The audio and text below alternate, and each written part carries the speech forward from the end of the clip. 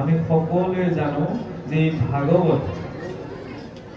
ভাগৱতৰ মূল আধাৰ হৈছে বেদ, কাৰণ বেদৰূপী গাইজনীৰ পৰা নিহিত গাখীৰ স্বৰূপ অমৃতোপম দ্ৰব্যই হৈছে ভাগৱত।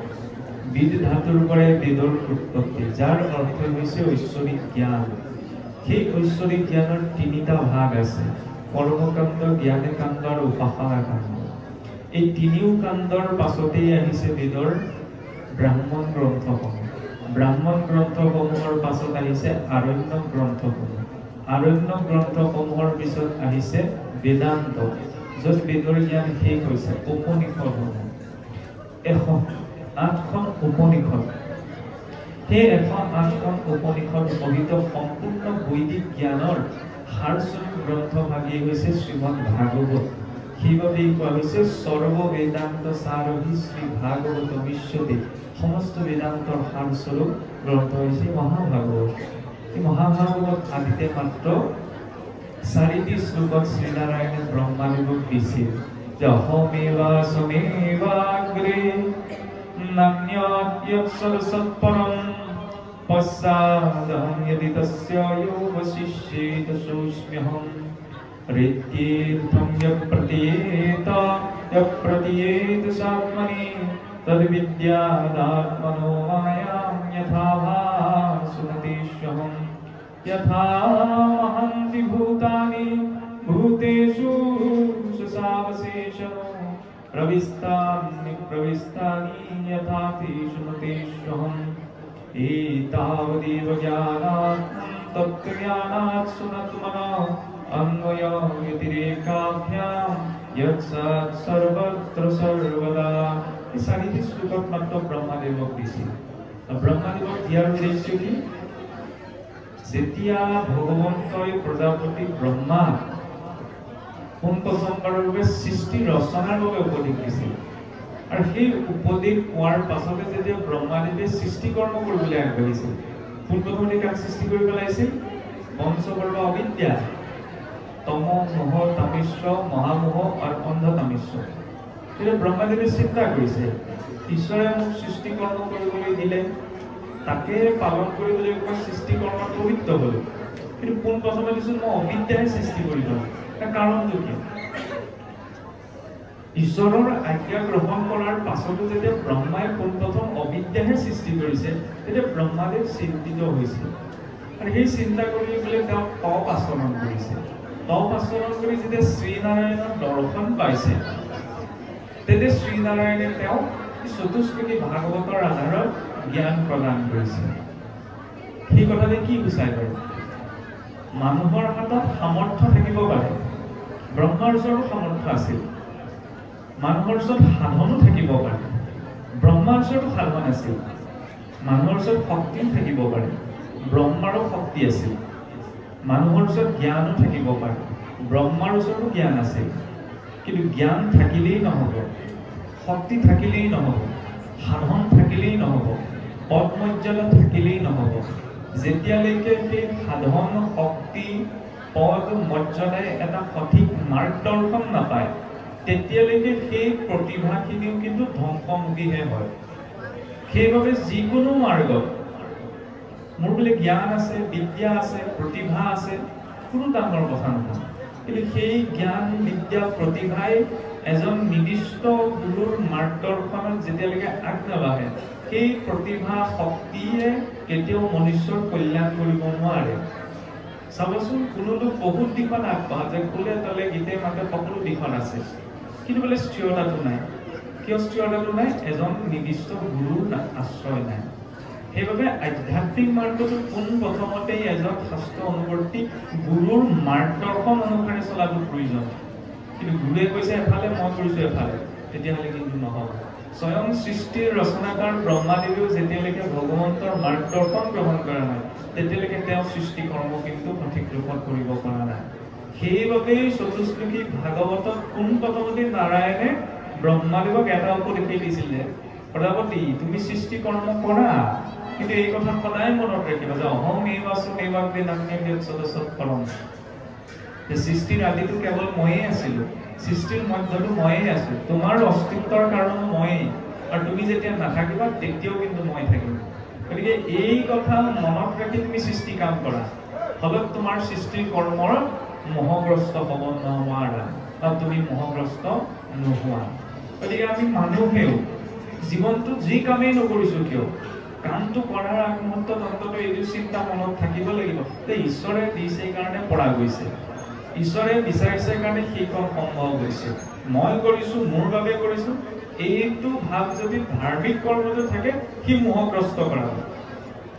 কিন্তু যদি এই ভাৱনা থাকে যে ঈশ্বৰে দিছে কাৰণে সম্ভৱ হৈছে, তেতিয়া সেইটো সাংসাৰিক কৰ্ম হ'লেও মোহগ্ৰস্ত আপোনাক মোক কৰাব নোৱাৰে।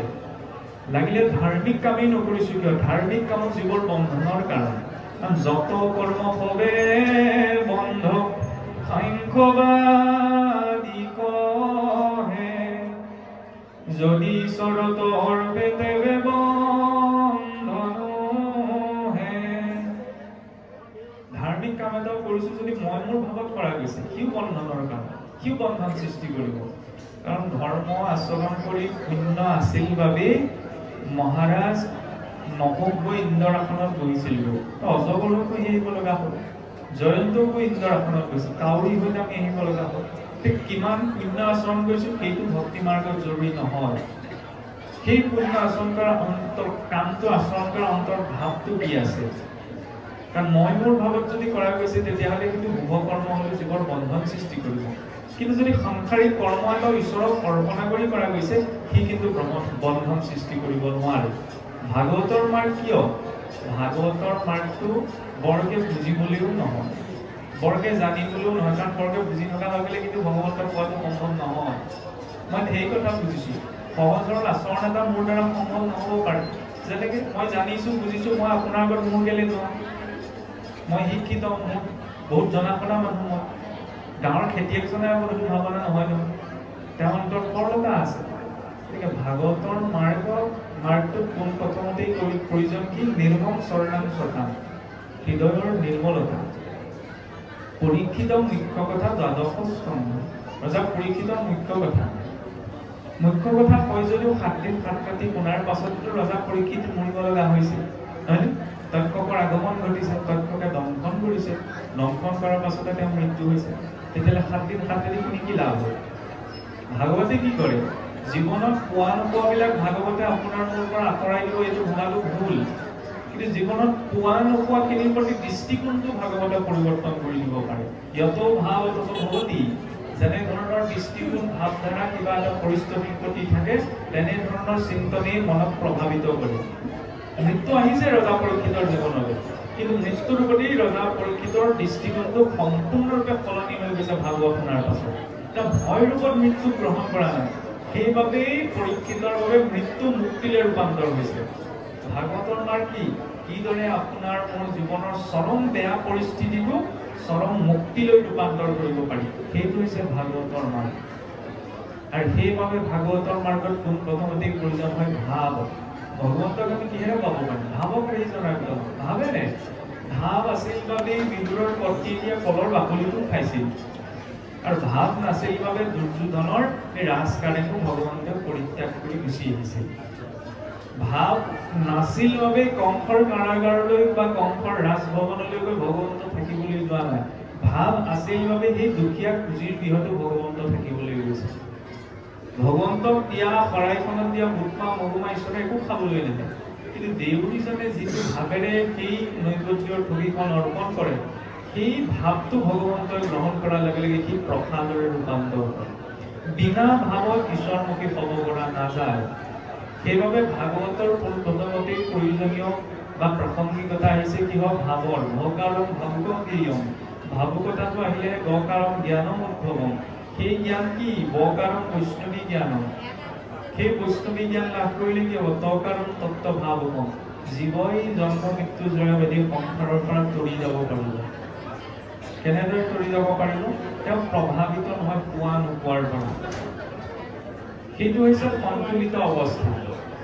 সেই সন্তুলিত অৱস্থাটোত জীৱনটোৰ প্ৰতি অভিযোগ নাথাকে যে মই নাপালোঁ, মই নোৱাৰিলোঁ, মোৰ দ্বাৰা নহয়।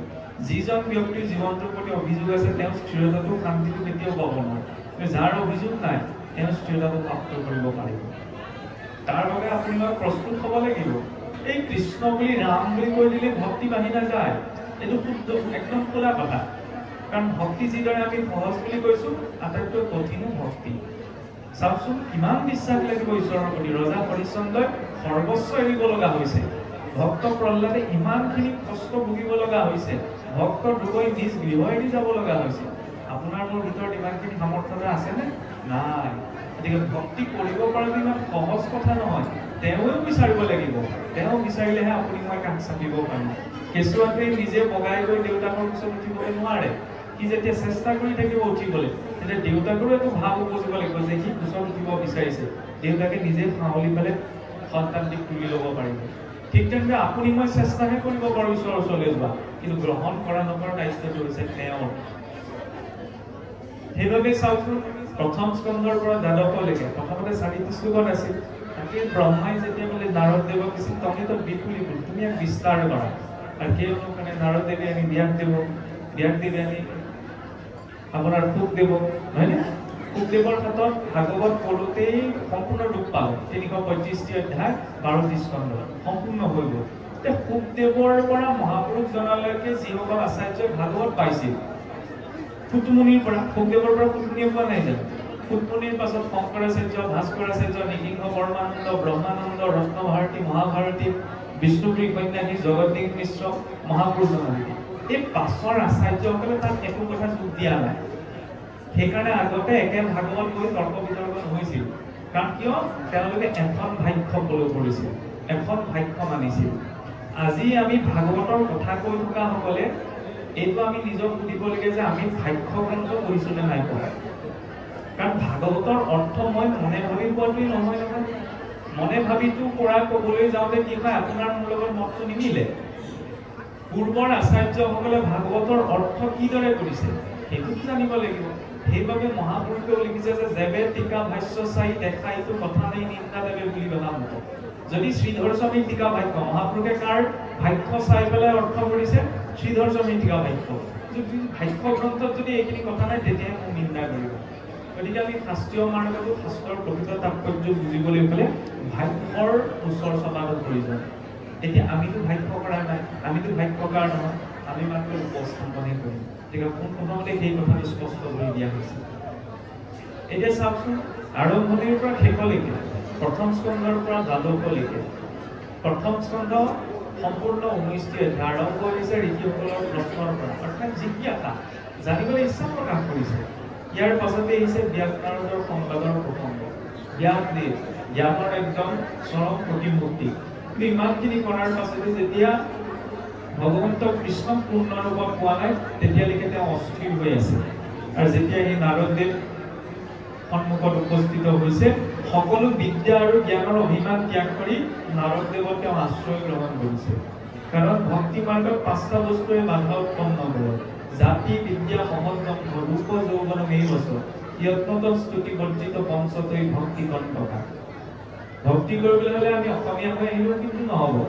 কাৰণ আমাৰ দেখা যায় যে ধৰ্ম আলোচনাৰ ভাগত ভক্তিৰ মাজত আমি অসমীয়া এই আৱেগটোৱে ক্ৰিয়া কৰোঁ। জাতিৰ গৌৰৱ, কুলৰ গৌৰৱ এৰিব লাগিব। আমাৰ পৰিচয় ইয়াত ভক্ত হয়। কোন মানুহ কোন জাতিৰ, কোন মানুহ কোন কুলৰ, এইটো ইয়াত বিচাৰণীয় নহয়। এই অভিমানটোলৈ যদি ভক্তি কৰিবলৈ অহা যায়, তেতিয়াহ'লে আমি ভ্ৰমতে থাকিম। জাতিৰ গৌৰৱ, কুলৰ গৌৰৱ, নিজৰ স্থানৰ গৌৰৱ, মৰ্যাদাৰ গৌৰৱ আৰু যৌৱনৰ গৌৰৱ, এইকেইটা যদি লগত থাকে, ভক্তি মাৰ্গত আমি আগবাঢ়িব নোৱাৰোঁ। কাৰণ চাবলগীয়া নিজৰ বুলিবলৈ একোৱেই নাই, শৰীৰটোৱে নিজৰ নহয়, পৰমাণু এটা লৈ যোৱাৰ অনুমতি নাই, তেতিয়াহ'লে কি বুলি গৌৰৱ কৰিম? সেইকাৰণে এই 5টা বস্তুৱে যাতে আমাক প্ৰভাৱ পেলাব নোৱাৰে। ব্যাসদেৱৰ এটা আছিল বিদ্যা আৰু জ্ঞানৰ গৌৰৱ, সেইকাৰণে তেওঁ তাক পৰিত্যাগ কৰি নাৰদদেৱত আশ্ৰয় গ্ৰহণ কৰিছিল। তেতিয়াহে তেওঁ ভাগৱত পাইছিল। সেইবাবে জিজ্ঞাসাটোলে এজন গুৰুৰ আশ্ৰয় লৈ ব্যাসদেৱে নাৰদদেৱক গুৰু গ্ৰহণ কৰিছে। সেই আশ্ৰয় গ্ৰহণ কৰাৰ পিছত আশ্ৰয়ত বিশ্বাসটোও লাগিব, নহয়? গুৰুৰ ওচৰলৈ গ'লো বোলে কৰ্ম ভোজন লৈ থৈ কিনো কৈছিলে বোলে কানি মুনি গোৱাই লৈ গ'ল, পাহৰি থাকিলো, লাভ নাই। চৰকাৰী কোনখন আঁচনি কেনেকুৱা দিছে সেইটো মনত থাকে, গুৰুৱে দিয়া বাক্যকেইটা যদি মনত নাথাকে আৰু শাস্ত্ৰ পঢ়ি থাকিলেও কিবা লাভ আছে জানো? নাই। সেইকাৰণে গুৰু বাক্যৰ প্ৰতি আস্থা লাগিবই। সেইবাবে নাৰদদেৱৰ উপৰি জন্মৰ প্ৰসংগ। ব্যাসদেৱক এইটোৱে কোৱা নাই যে মূৰ উপদেশে কৰা ভাগৱত শাস্ত্ৰ প্ৰচাৰক গোবিন্দৰ গুণনাম মাত্ৰ, শ্ৰৱণ কীৰ্তন মাত্ৰ কৰোঁ নিদেহ দুৰবৌত তোমাৰো মনৰো মহাকেশ। তুমি ঈশ্বৰৰ গুণলীলা শ্ৰৱণ কীৰ্তন কৰিলে বোলে মনৰ দুখবিলাক আঁতৰি যাব। এইটো কি ডাঙৰ কথা? বিশ্বাসটোতো লাগিব। সেই বিশ্বাসৰ বাবে নাৰদে নিজৰ উপৰি জন্মৰ কথা কৈ দেখিছে। চোৱা, পূৰ্বতে মই সেই দাসী পুত্ৰ দ্ৰুমিল আৰু কলাৱতীৰ পুত্ৰ আছিলো। ব্ৰাহ্মণৰ ঘৰত কাম কৰা এগৰাকী মহিলা আছিলে মোৰ মাতৃ। কিন্তু তেওঁৰ নিমত এদিন 4জন বৈষ্ণৱ সন্যাসী আহি সদায় হৰি কথা পাতি থাকে। ওচৰতে গৈ পেলাই মই শুনি থাকো। বোলে গুচাইলে মৰমল সন্তৰ সংগতি কৃষ্ণ হেন দেৱত কৰিল মোৰ মতি।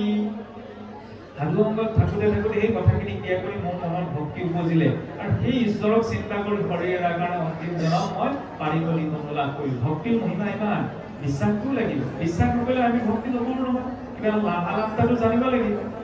আৰু সেই বিশ্বাসটো কৰিবলৈ যাওঁতে যাতে কিবা এটা পোৱাৰ ভাৱনালৈ আগ নাবাঢ়ো। সেইবাবে ইয়াৰ পাছতে প্ৰসংগ আছে অশ্বত্থামাৰ শিৰোমণিকতা। অশ্বত্থাই নিৰুক্ত অহংকাৰকো বুজায়। অশ্বত্থামাই ভাবিছিল দ্ৰৌপদীৰ মই 5জন পুত্ৰ হত্যা কৰিলে পাণ্ডৱৰ গোটেই বংশ নষ্ট হৈ যাব আৰু গোটেই বংশটো নষ্ট কৰিবলৈ দুৰ্যোধনে ভাল পাই মোক ধন সংখ্যা সম্পত্তি ধেৰ সন্মানিত কৰিব।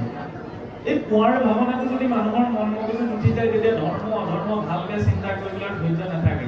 সেইকাৰণে ধৰ্ম মাৰ্গত আগবঢ়ালে কিবা এটা পোৱাৰ ভাৱনা লৈ নহয়, নহলে গতিটো আমাৰ অশ্বত্থামাৰ নিচিনা।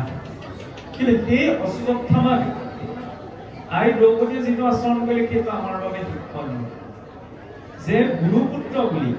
আৰু অশ্বত্থামাক যেতিয়া অৰ্জুনে পুত্ৰ হত্যাৰ বাবে ধৰি বান্ধি দ্ৰৌপদীৰ চৰণত পেলাই দিছিল, হাহাকাৰ কৰি গুৰুপুত্ৰৰ পৰা মিলা পাবছিল। দ্ৰৌপদীয়ে বুলি গুৰুপুত্ৰ বুলি তেওঁ চৰণত ধৰি সেৱা কৰিছিল। কিয়?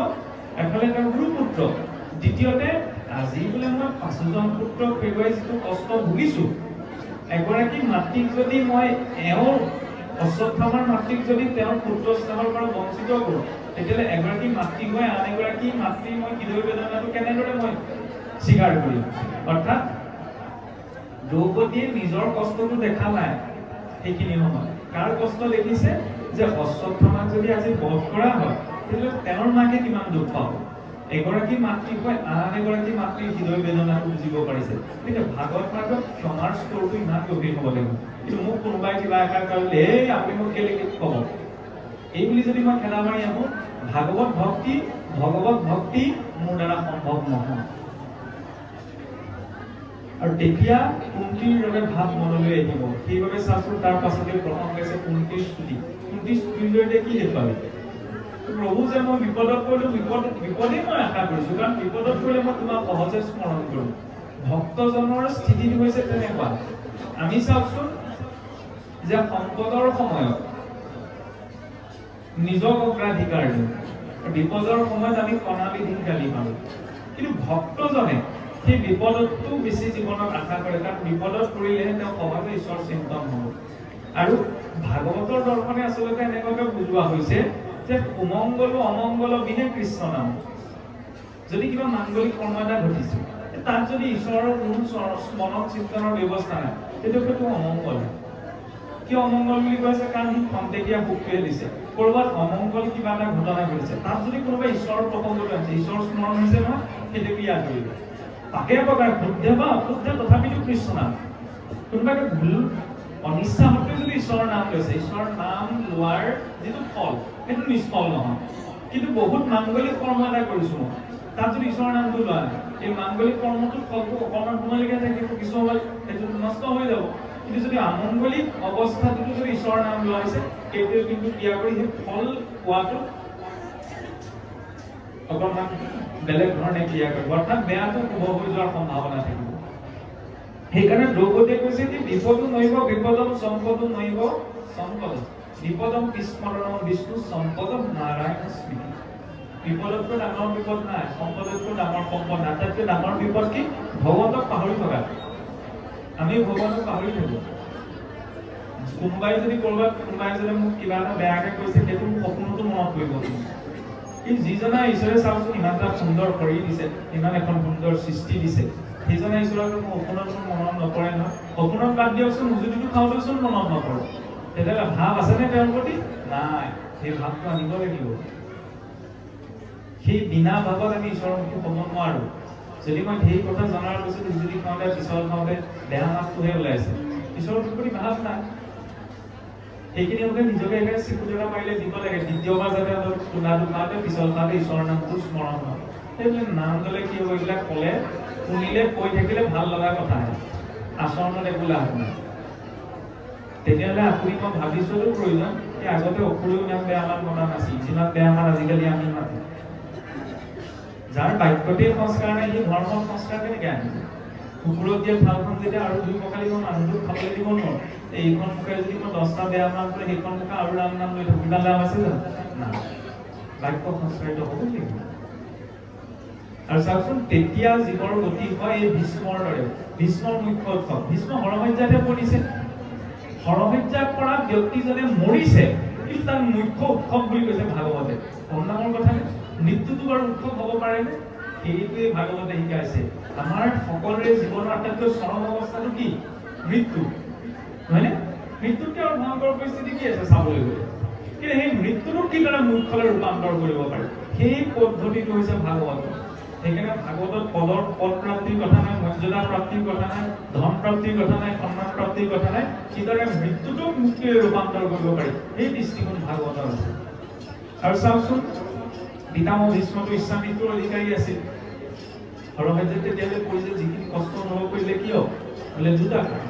প্ৰথম, যিদিনা দ্ৰৌপদীৰ বস্ত্ৰহৰণ হৈছিল সেইদিনা পিতামহ ভীষ্মই সেই দুৰ্যোধনৰ পাপেৰে অৰ্জিত কৰা অন্ন খাই পেলাই শৰীৰত যিমান ৰক্ত নিৰ্মাণ হৈছিল তাৰ এটুপ এটুপ যেতিয়ালৈকে বাহিৰ হ'বলৈ দিয়া নাই তেতিয়ালৈকে ইচ্ছামৃত্যুৰ অধিকাৰী পিতামহ ভীষ্মই কিন্তু শৰীৰ এৰা নাই। দ্বিতীয়টি কাৰণ, পিতামহ ভীষ্মই এদিন যাত্ৰা পথত গৈ থাকোঁতে সাপ এডাল খঙতে ধনুৰাকে ধৰি কাঁইটীয়া গছ এডাললৈ দলিয়াই দিছিল। সেই কাঁইটীয়া গছডালতে পৰি সাপডাল ধৰফৰাই মৰিব লগা হ'ল। সেইবাবেই বোলে পিতামহ ভীষ্মৰ হৰসজ্যা। আমি সোপা সাপ এৰি যাব পাৰিমনে? 12জন বৈষ্ণৱৰ ভিতৰত এজন শ্ৰেষ্ঠ বৈষ্ণৱ, নিজৰ কৰ্মৰ পৰা তেওঁ সাপ এৰিব পৰা নাই। আৰু তৃতীয়টি কাৰণ, পিতামহ ভীষ্ম হৰসজ্যা কৰিছিল দক্ষিণায়ন কালত। দক্ষিণায়ন কালত জীৱৰ শৰীৰ এৰিলে সহজে ঊৰ্ধ্বদেশিক যাত্ৰা কৰিব নোৱাৰে। সেইবাবে ভাগৱতৰ আৰম্ভণিৰ পৰা শেষলৈকে সকলো ভক্ত উত্তৰ দিশে গৈছে। বিদুৰ গৈছে উত্তৰ দিশে, পৰীক্ষিত গৈছে উত্তৰ দিশে। কাৰণ কি লাগে? জীৱক উত্তৰায়ণ গতি।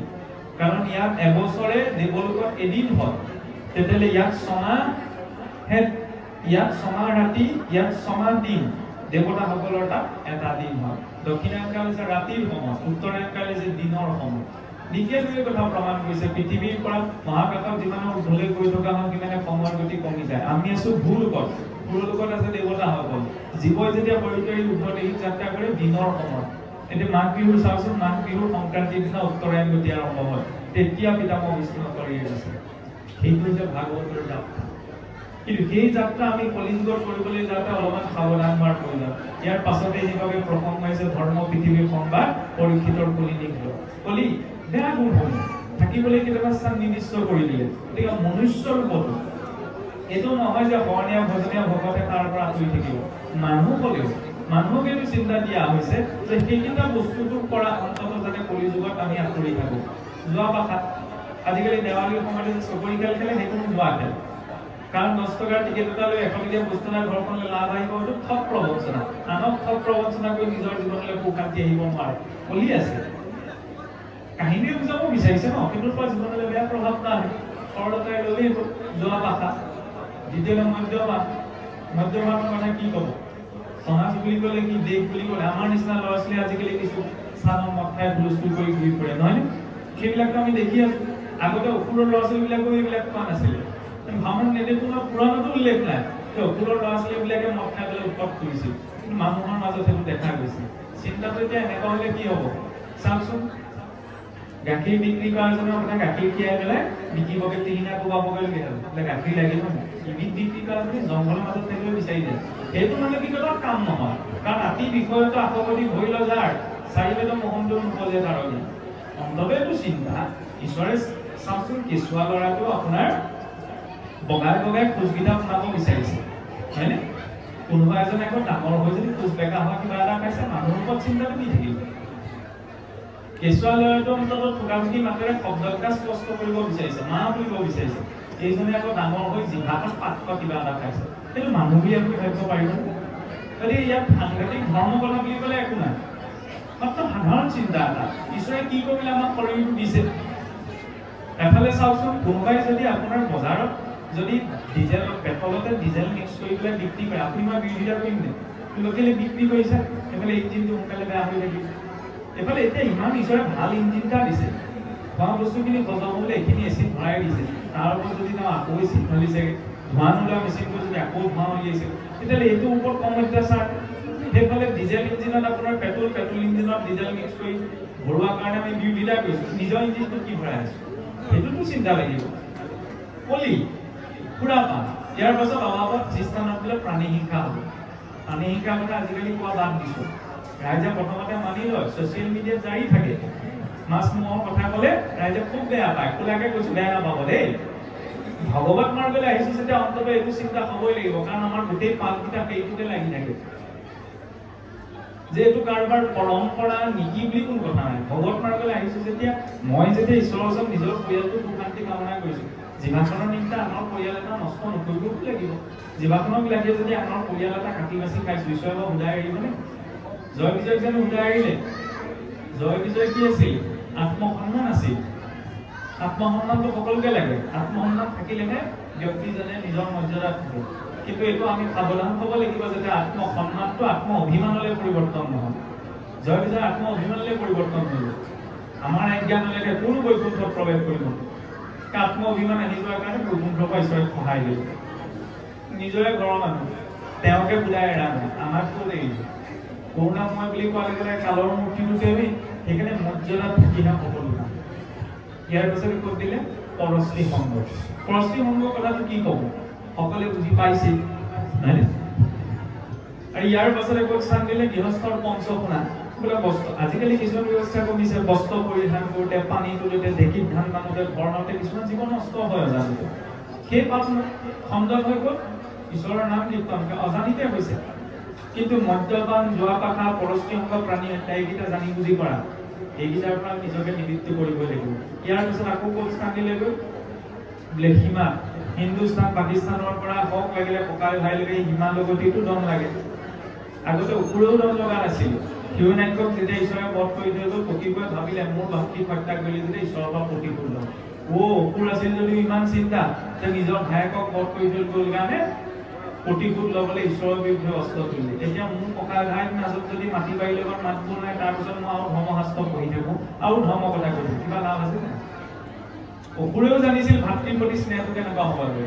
মানুহ হৈ যদি আমি সেইটো পাহৰি পেলাওঁ ৰাম ৰাম কৃষ্ণ কৃষ্ণ কৈ থাকিলে হ'ব জানো ভেটিটোতো ভালকে বনাব লাগিব সেইকাৰণে যাতে সীমাক লগত লাগি পেলাই কোনো ককাই ভাইৰ মাজত দ্বন্দ্ব নহয় ধৰ্ম তাত আছে ধৰ্ম বুলি ক'লে সাংঘাতিক কিবা এটা নহয় ব্যক্তিগত আচৰণত যদি এইখিনি নাথাকে বহল লোকক ধৰ্মই বিস্তাৰ ৰূপ লাভ কৰিব নোৱাৰে শেষত ক'ত দিলেগৈ শুনক সেইকাৰণে গৃহস্থী ঘৰখনৰ এক প্ৰতি কোনলৈ ঈশ্বৰৰ অৰ্থে অৰ্পণ কৰা প্ৰয়োজন আৰু কলিৰ প্ৰভাৱত আহিলে গতিটো কি হয় স্বয়ং প্ৰমাণ নাযায় পৰীক্ষিত জৰাসন্ধ সোণৰ মুকুটটো পিন্ধাৰ কাৰণে সেইটো গতি নহয় জানো এই ডিঙিত সৰ্প দি থৈ আহিলেগৈ যেতিয়া তেওঁ অভিশাপ পাইছে সময় বহুত কম কাহিনীবিলাক আমি সকলোৱে জানো সেইকাৰণে অকণমান মই চুবলৈ চেষ্টা কৰিছোঁ আৰু সেই অভিশাপটো এটা পৰীক্ষিতৰ বাবেই নাছিল আপোনাৰ মোৰ বাবেও কাৰণ পৰীক্ষিত বুলি ক'লে প্ৰত্যেক জীৱকো বুজোৱা যায় যি পৰীক্ষকো যি পৰীক্ষাৰ্থী কিহৰ পৰীক্ষাৰ্থী আমি জন্ম মৃত্যু জৰা বিধিৰ পৰীক্ষাটো কিহৰ পৰীক্ষক কি কৰিব লাগে কি কৰিব লাগে কি কৰিব ভাল কি বেয়া কি ধৰ্ম অধৰ্ম এইটো বিবেক দিছে নহয় ইয়াৰ আধাৰত বিচাৰ কৰি ল'ব লাগিব কাৰণ এই ৭টা দিনৰ ভিতৰতে সিংহীমণিয়ে এইটো ভাবিতো অভিশাপ দিয়া নাছিল মই অভিশাপ দিলে এতিয়া তেওঁ ফুকদেৱৰ ওচৰলৈ যাব ফুকদেৱে ভাগৱত পঢ়ে ৭ দিন সময় লাগিব তাৰপিছত মৰিবলৈ অভিশাপ দিয়ে এইটোতো চিন্তা কৰি অভিশাপ দিয়া নাছিলে এইটো নিজৰ জীৱনতো প্ৰযোজ্য ৭টা দিনৰ ভিতৰতে জীৱন জন্মও হয় ৭টা দিনৰ ভিতৰতে আমাৰ মৃত্যুও হয় ৭টা দিনৰ ভিতৰতে গতি পালেও পোৱা অধিগতি পালেও পোৱা আৰু অভিশাপ গ্ৰস্ত হৈ ফুকদেৱ কাৰ ওচৰলৈ ৰজা পৰীক্ষিত কাৰ ওচৰলৈ গৈছে ফুকদেৱৰ ওচৰলৈ আমিও অভিশাপগ্ৰস্ত এই ৭টা দিনৰ ভিতৰতে আমি গতি পাব লাগিব গতিকে কাৰ ওচৰলৈ যাব লাগিব সন্তৰ ওচৰলৈ